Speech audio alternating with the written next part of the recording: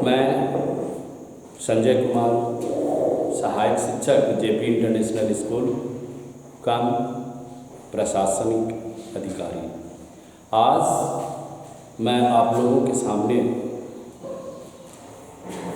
बचपन शीर्षक बचपन, जिसके लेखिका हैं कृष्णा सोबती, हिंदी का पुस्तक बसंत भाग 1 क्लास 6 का दूसरा अध्याय है।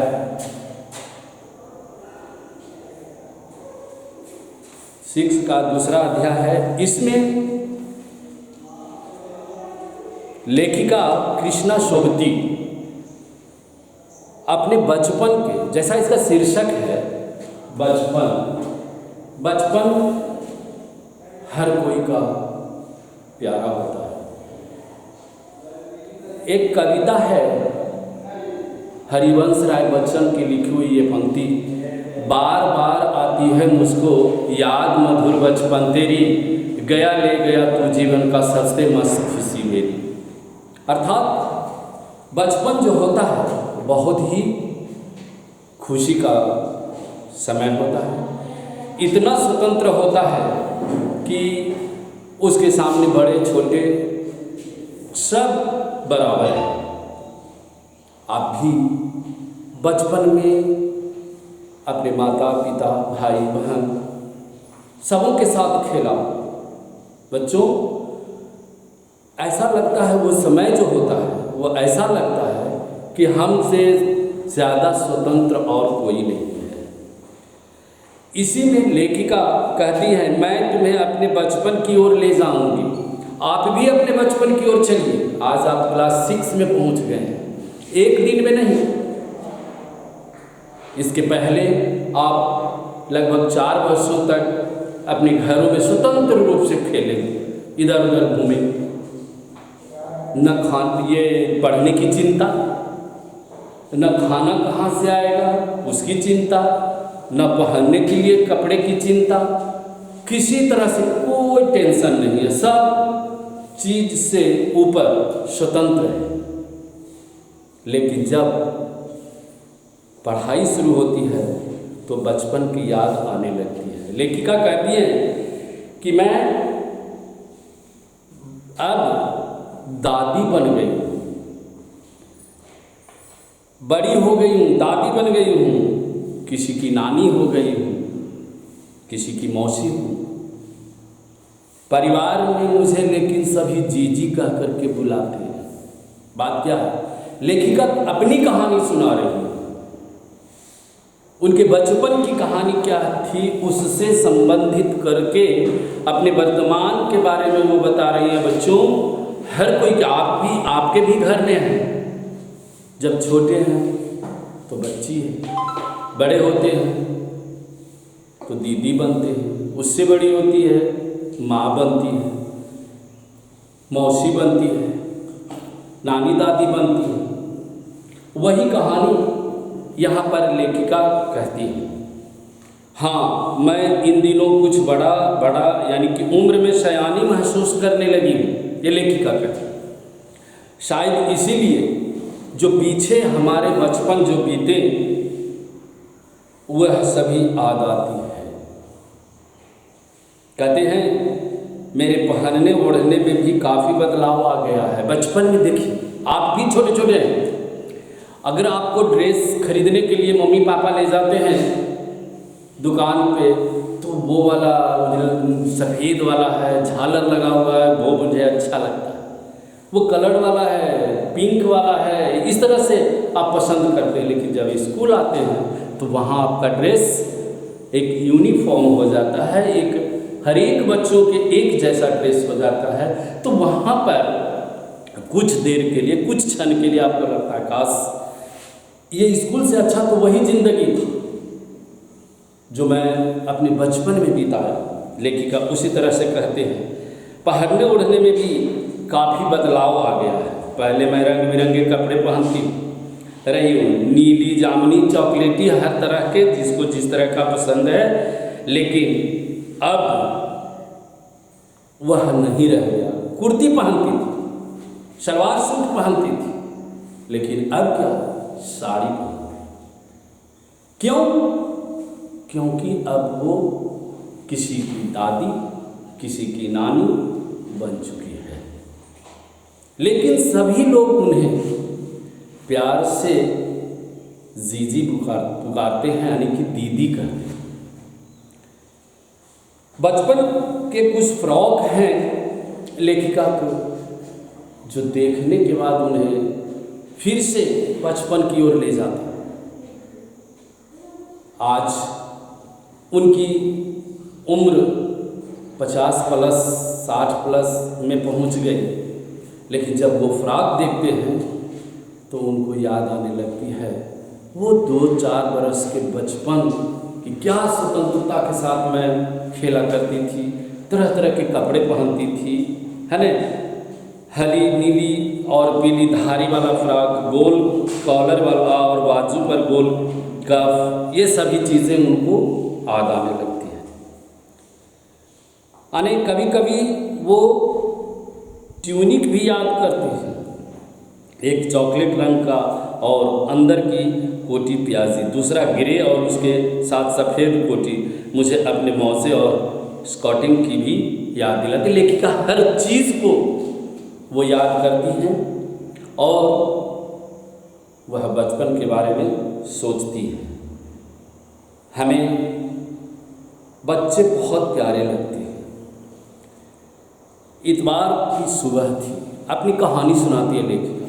संडे का दिन था, सुबह सुबह जब वो कपड़ा धोने के लिए बैठी, अपने जूते को पॉलिश करने के लिए बैठी, तब जूते कपड़े ब्रश से रगड़ते तो पॉलिश की चमक उभरने लगी। तो आज भी तो आप लोग आते हो स्कूल तो स्वावलंबी बनो। अगर आप अपने कपड़े को मम्मी से साफ करवाती हो, फिर भी तुम अपने से कोशिश करो साफ करने के लिए। जूते पे पॉलिश मम्मी कर देते हैं, पापा कर देते हैं, दीदी कर देती है, बड़े भाई कर देते हैं, नहीं, जैसे भी हो कोशिश अपने से करो। ये स्वावलंबन आपको बहुत आगे तक ले जाएगा। लेखिका कहती है क्या कि मैं बचपन में अपने फ्रॉक को खुद साफ करती थी, अपने जूते के ऊपर पॉलिश करती थी, तो चमक जब आता था बहुत खुशी होती थी। आज पूरे बूढ़ी जस्ट हो चुकी हैं। सरवर मुझे आज भी बूट पॉलिश करना अच्छा लगता है। वो लेखिका कहती है कि जो वो बचपन में मैंने बूट पॉलिश किया था, जूते के ऊपर पॉलिश किया था, वो आज भी मुझे याद है और आज भी मुझे अच्छा लगता है कि अपने जूते, अपने कपड़े मैं खुद पॉलिश करूं या कपड़े को साफ करूं। जब कभी लंबी सैर दूर के, हर बचपन में आपको भी लगता है कि गर्मी की छुट्टी हो गई, चलना है। गर्मी की छुट्टी के पहले प्रोग्राम बना लेते हैं। 20 दिनों की छुट्टी होने वाली है, मम्मी पापा भाई बहन के साथ ये प्रोग्राम बनाते हैं कि आज अब की बार दिल्ली जाना है, अब की बार फलाने जगह जाना है। लेकिन आज तो सिचुएशन कुछ अलग है। ये वैश्विक बीमारी के चलते जो ये कोरोना वायरस है, उसके चलते स्कूल कॉलेज भी बंद है और अपने अपने घरों में सेफ्टी यानी कि सुरक्षा के तहत रहना पड़ रहा है। इसलिए इस बार का तो गर्मी की छुट्टी बेकार चला गया। फिर भी मैं ये कहना चाहता हूँ कि बच्चों, सैर करना माने घूमना फिरना खास करके बचपन में बहुत ही अच्छा लगता है। अभी आप 6 क्लास में, थोड़ा आगे बढ़ोगे तो तुम्हें खुद अपनी जिम्मेवारी समझ में आने लगेगी। और यदि आज आप पॉलिश नहीं करते हो, अपने कपड़े को साफ नहीं करते हो, अपने किताब कॉपी को सजा कर नहीं रखते हो, तो उस समय तुम्हें खुद अपने आप से ये प्रश्न करना होगा और उसका जवाब भी ढूंढना होगा कि मैं ये क्या कर रहा हूँ। काश मैं पहले से ऐसा किया करा रहता तो आज हमें किसी चीज़ की चिंता नहीं, हर एक चीज़ को अपने स्थान पर रखता। जूता जहाँ रखने का है वहाँ रखता, पॉलिश जहाँ रखने का है वहाँ रखता, अपने कपड़े को सजाकर हम अपने अलमीरे में अलग रखते। जब जिस कपड़े की ज़रूरत होती पहन लेते। जो किताब की ज़रूरत है आज खोजना पड़ रहा है, अगर सजा करके रखने के लिए सोच रखते तो आज हमें उस चीज़ की उतना चिंता नहीं होता। लेखिका कहती है हर शनिचर को हमें ऑलिव ऑयल या कैस्टर ऑयल पीना पड़ता। यह एक बहुत मुश्किल काम था। पहले के ज़माने में इतना प्रोग्रेस नहीं किया था। लेखिका की जब बचपन थी तो उस समय की बात है कि कुछ चीज़ ऐसे कड़वा चीज़ पिलाया जाता था। नीम का पत्ते को पीस करके पिलाया जाता था कि छोटा मोटा घाव वगैरह नहीं, है ना। अब वो चीज़ आज नहीं है। लेकिन लेखिका अपने याद करती है कि शनिवार के दिन ऐसा होता था, चूँकि शनिवार के बाद एतवार जो होता था वो छुट्टी का दिन होता था, इसलिए शनिवार को ये सभी चीज़ करना होता था। शनिचर को सुबह से ही नाक में उसकी गंध आने लगती थी, चूँकि वहाँ पर तो तैयार हो रहा है ना। छोटे शीशे के गिलास जिन पर ठीक खुराक के लिए निशान, आज भी आप जाते हैं देहाती डॉक्टर के पास तो वो एक नापने के लिए देता है। आप शहर में हैं, बड़े बड़े डॉक्टर के पास जाते हैं तो वो 10 ml 5 ml करके ऐसे पीने के लिए बताता है। लेकिन जो वैद्य टाइप के डॉक्टर हैं, जो आयुर्वेद का इलाज करते हैं, वो शीशी में एक चिन्ह लगा देते हैं, निशान लगा देते हैं कि एक बार में इतना दवाई को इस्तेमाल करना, इतना उपयोग करना, दिन में 2 बार 3 बार, तो उसमें निशान लगा हुआ होता था। उन्हें देखते ही लेखिका बताती हैं कि मन में तो कड़वाहट आ जाता था, मिचली आने लगता है, वो वोमेटिक टेंडेंसी हो जाती है। फिर भी अगर सुरक्षा है तभी जिंदगी, और हर एक चीज़ की अपनी अपनी अहमियत होती है और उस चीज़ को करना होता है। मुझे आज भी लगता है कि अगर हम न भी पीते वह शनिवारी दवा तो कुछ ज़्यादा बिगड़ने वाला नहीं था, सेहत ठीक ही रहती। लेकिन आज के सिचुएशन क्या है? आज देख रहे हैं पूरे दुनिया ये कोरोना वायरस से ग्रसित है।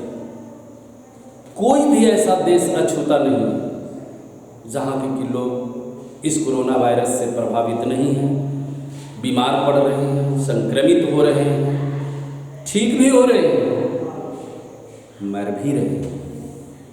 तो हर चीज़ का कुछ अपना एक सुरक्षा होता है।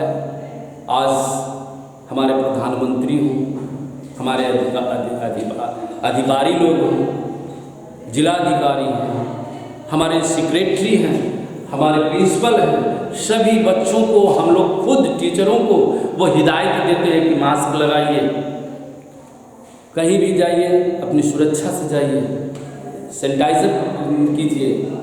तो आप लोग भी इस तरह से घर में पढ़ रहे हैं, चूँकि इस महामारी के समय भी स्कूल कॉलेज नहीं आना हो रहा है, तो वहाँ भी आप रहते हैं, तो सुरक्षा की दृष्टि से ये सभी काम जो हमारे प्रधानमंत्री, डॉक्टर्स और प्रिंसिपल, ये सभी शिक्षक जो बता रहे हैं उसको करना चाहिए। तुम्हें बताऊं कि आगे लेखिका कहती हैं कि तुम्हें बताऊंगी कि हमारे समय और तुम्हारे समय में कितनी दूरी हो चुकी है।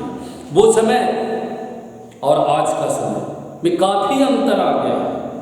वो समय जो था गुरुपिंडा पर पढ़ते थे, पाठशाला में पढ़ते थे, और आज का समय हम लोग स्कूल में पढ़ते हैं, बेंच पे बैठते हैं, ब्लैक बोर्ड पर लिखाया जाता है। उस समय था कि भूमा में बैठते थे, जमीन पर बैठते थे, बाग बगीचों में बैठ करके पढ़ाई होती थी। तो आज उस जगह और आज के उस समय को देखिए और आज के समय को देखिए, कितना अंतर आ गया है।